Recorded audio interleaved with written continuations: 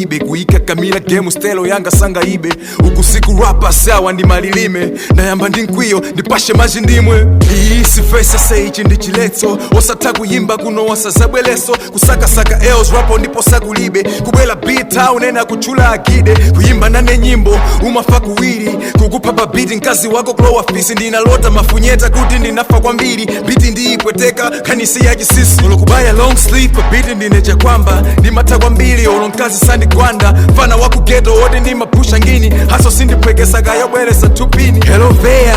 marapa zosatanose osaonesa ntimo onyanyala izi siri ngatetose amakhala oyimba pakakhala ine palibe koma ndikangofika umvachokanoimba imbe maluza kamva mboba okha matawa ka slay queen kukatoka kokha kamanyowa ondiposa samloza ndesindupeleka chansi mabazi ndosayamba ochita kuposa machansi ine mphaka ndimakala ndinabwela kuzakhala kukwerekesa ngati bala udolo umandikhala ndimafuno chuka next year koma ndichuka lelo sungayimbe choncha seutha kuchoka mmelo ndine mbo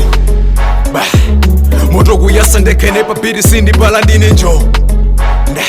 ukandipesa ndikuyaka ndekuti ndikugula